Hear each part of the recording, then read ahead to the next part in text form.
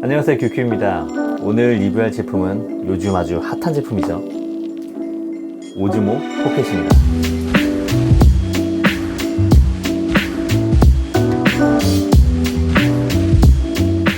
제 채널을 예전부터 보셨던 분들은 알겠지만 저는 현재 고프로 7을 사용을 하고 있고요. 그동안 고프로와 관련된 영상들도 꽤 많이 올렸었습니다. 그러다 보니까 자연스럽게 이 고프로 7과 오즈모 포켓을 비교할 수밖에 없더라고요. 고프로와 오즈모 포켓은 포지션이 상당히 겹칩니다. 물론 이 고프로는 액션캠이기 때문에 좀 더 액티비티한 활동에 적합한 그런 카메라지만 사실 제 주위에서 이 고프로를 액티비티 용도로 제대로 활용하는 분은 그렇게 많이 보지 못한 것 같아요. 대부분 이 고프로를 브이로그 용도로 활용을 많이 하시죠. 액티비티 용도로 활용을 해야 한다면 당연히 고프로를 쓰셔야겠지만 일상 브이로그 용도로 사용을 하신다면 이 오즈모 포켓도 나쁘지 않을 것 같습니다. 다만 포켓과 고프로는 장단점이 분명한 카메라들이기 때문에 뭐가 더 좋다라고 말씀드리기는 조금 애매한 부분이 있습니다. 자세한 비교를 하기 전에 이 오즈모 포켓으로 촬영한 영상을 잠깐 보고 오시죠.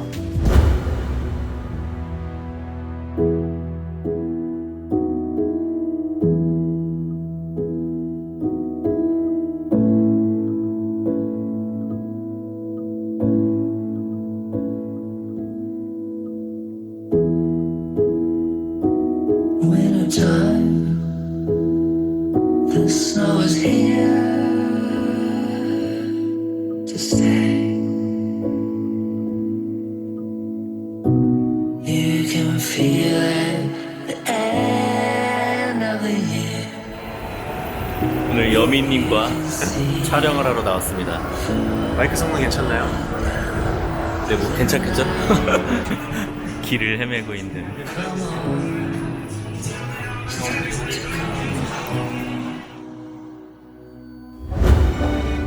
잘 보셨나요? 제가 포켓을 구매한 지 얼마 되지 않았기 때문에 좀 더 많이 사용을 해봐야겠지만 제가 짧은 시간 동안 사용하면서 느꼈던 장점과 단점을 말씀을 드려볼까 합니다. 우선 오즈모 포켓의 첫 번째 장점입니다. 제가 이 녀석을 사용하면서 가장 놀랐던 부분은 바로 저조도에서, 즉 야간이나 실내에서 촬영을 했을 때 꽤 괜찮은 화질을 보여준다는 점이었습니다. 사실 이 포켓은 카메라 크기도 굉장히 작고 센서 크기도 2.3분의 1인치로 작은 편에 속합니다. 그래서 저조도에서의 화질을 크게 기대를 하지 않았어요. 그런데 결과물을 보니까 예상과 다르게 화질이 상당히 괜찮았습니다. 야간의 화질이 좋다 안 좋다를 평가할 수 있는 기준이 필요한데 저는 제가 가지고 있는 이 고프로 7과 화질 비교를 해봤습니다. 영상을 한번 보시죠. 두 기기는 각각 4K 30프레임으로 설정을 하고 동일한 장소에서 촬영을 했습니다. 고프로 7의 경우 밝은 곳에서의 화질은 더할 나위 없이 좋은 편이지만 저조도에서는 화질이 아주 안 좋아진다는 치명적인 단점이 있죠. 얼마 전 1.6일 펌웨어 업데이트를 진행을 하였지만 그럼에도 근본적인 야간의 화질 문제는 극복하지 못한 것 같습니다. 반면 오즈모 포켓은 동일한 방향에서 촬영을 진행했음에도 훨씬 노이즈가 적고 좋은 화질의 결과물을 담아내고 있다는 것을 눈으로 봐도 바로 느껴질 정도입니다. 영상을 확대해서 비교해보면 그 차이는 더욱 명확해집니다. 저는 고프로 7을 굉장히 극찬하는 사람 중에 한 명이지만 고프로의 치명적인 단점, 바로 저조도에서 취약한 화질 때문에 저는 실내에서 이 고프로를 별로 사용하지 않고 있었어요. 고프로는 광량이 적은 실내에서 촬영을 하게 되면 화질이 뭉개지는 현상이 발생합니다. 마치 예전에 LG 휴대폰으로 촬영을 하면 볼 수 있었던 수채화 현상이라고 해야 되나요? 화질이 몽글몽글해지면서 뭉개지는 현상이 고프로에도 똑같이 발생을 합니다. 그런데 오즈모 포켓은 그런 뭉개지는 현상이 전혀 없을 뿐 아니라 이 조그만 카메라에서 촬영했다는 것이 믿겨지지 않을 정도로 노이즈 억제력이 굉장히 뛰어납니다. 물론 이런 소니 알파7 마크3와 같은 카메라와 이 노이즈를 비교한다면 턱도 없겠지만 DJI가 그동안 축적한 그 기술력이 굉장히 놀라울 정도로 야간의 노이즈 억제력은 상당히 괜찮은 편입니다. 야간의 노이즈가 적다는 건 어두운 실내에서 브이로그 촬영을 해도 충분히 좋은 화질의 컨텐츠를 뽑아낼 수 있다는 얘기이기 때문에 이 부분은 고프로보다 훨씬 높은 점수를 주고 싶습니다. 두 번째 장점, 작은 크기입니다. 포켓을 실제로 보신 분들이 공통적으로 말씀하시는 부분이 있어요. 정말 작답니다. 실제로 보면 정말 작습니다. 사실 고프로 7도 굉장히 작은 카메라에 속하지만 이 오즈모 포켓은 그보다 더 작습니다. 그래서 이름 그대로 이 포켓에 아니면 포켓에 쏙 이렇게 넣고 다닐 수 있을 정도로 굉장히 작고요. 저는 요 며칠 동안 이 녀석을 가지고 다니면서 실제로 주머니에 이렇게 넣고 다녔어요. 필요할 때마다 꺼내서 촬영하고 다시 주머니에 넣고 언제든지 꺼내서 촬영할 수 있다는 장점이 바로 이 오즈모 포켓의 장점인데요. 정말 이름 그대로 포켓에 넣고 다닐 수 있을 정도의 굉장히 작은 사이즈, 아주 큰 장점이 아닐까 싶어요. 카메라의 크기가 작다는 건 휴대가 편하다는 장점도 있지만 사람들의 주목을 끌지 않는다는 장점도 있습니다. 이런 카메라를 들고 다니느냐 아니면 이 카메라 하나만 들고 다니느냐, 이 두 개는 엄청난 차이가 있겠죠. 길거리에서 포켓을 그냥 이렇게 들고 다니면서 촬영을 해도 사람들이 전혀 주목을 하지 않아요. 전혀 주변 사람들의 시선을 끌지 않습니다. 그 점이 너무 좋았던 것 같아요. 특히 여행 갈 때 이 포켓은 정말 유용할 것 같다라는 생각을 해봤습니다. 자, 세 번째 장점, 얼굴 인식 AF입니다. DJI 드론을 사용해 보신 분들은 알겠지만 피사체를 추적하는 액티브 트랙 기능이 이 포켓에도 있습니다. 얼굴을 인식해서 AF를 자동으로 잡아주고 얼굴 추적을 통해 카메라가 움직인다는 점은 셀피 촬영을 할 때 굉장한 이점이라고 생각합니다.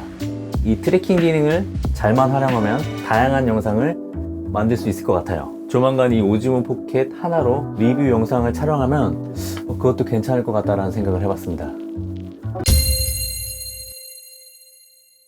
자, 네 번째 장점, 넉넉한 배터리 용량입니다.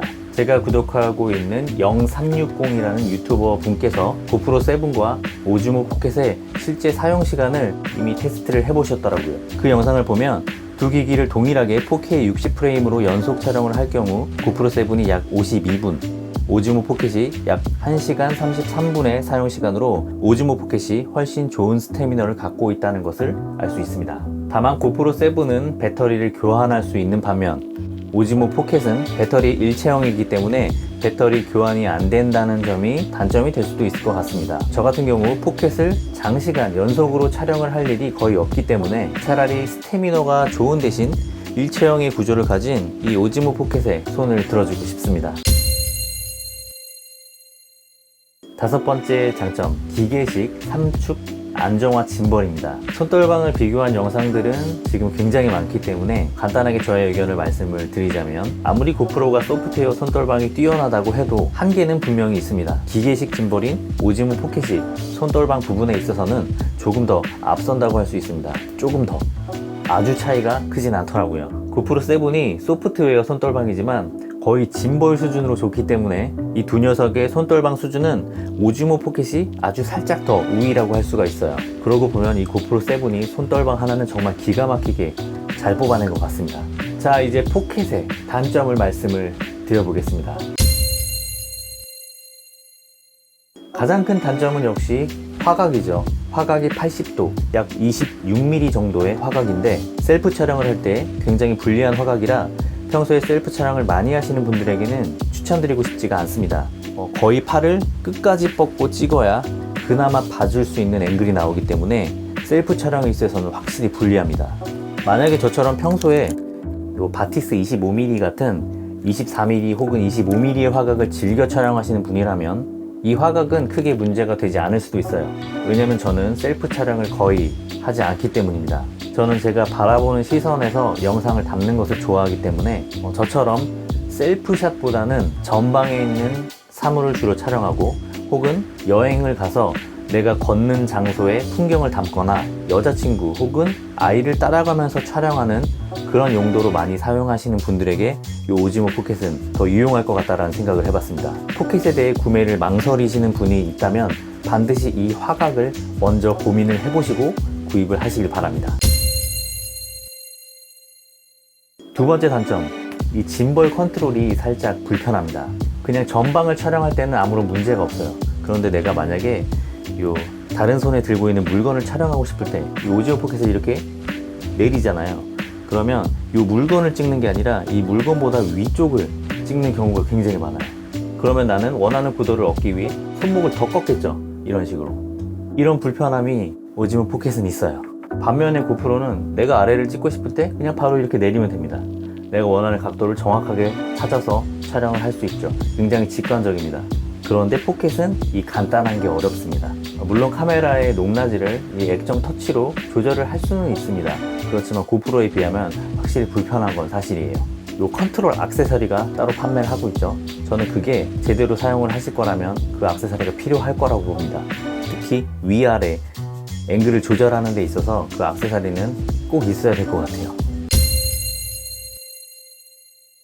세 번째 단점, LCD가 너무 작아요. 물론 LCD가 있는 것만으로 굉장히 감사한 일이고 너무 편하긴 한데 고프로는 이렇게 널찍한 LCD로 내가 촬영하고 있는 장면을 정확하게 인지할 수 있는 반면에 포켓은 너무 작아서 잘 안 보입니다. 간신히 어렴풋하게 구도만 확인할 수 있는 수준이에요. 그래도 뭐 크기가 작으니까 이해하고 써야겠죠. 이건 단점이라고 하기에는 조금 애매한 부분이긴 합니다. 분명한 건 없는 것보단 나아요.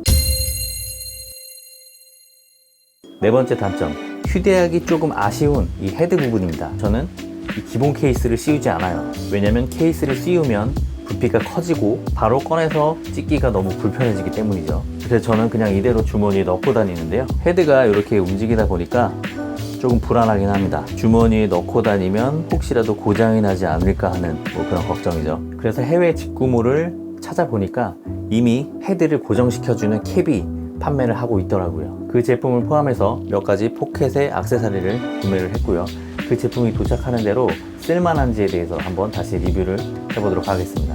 자, 결론을 말씀드리면 포켓과 고프로는 뭐가 더 좋다라고 말씀드리기가 상당히 애매합니다. 본인의 용도에 따라서 선택을 하시면 될 것 같아요. 저는 당분간 두 개를 같이 쓸 예정입니다. 야간이나 실내 촬영은 이 노이즈 억제력이 뛰어난 포켓으로 촬영을 할 거고요. 대낮이나 액티비티 촬영 혹은 셀프 촬영이 필요할 때는 이 고프로로 촬영을 하려고 합니다.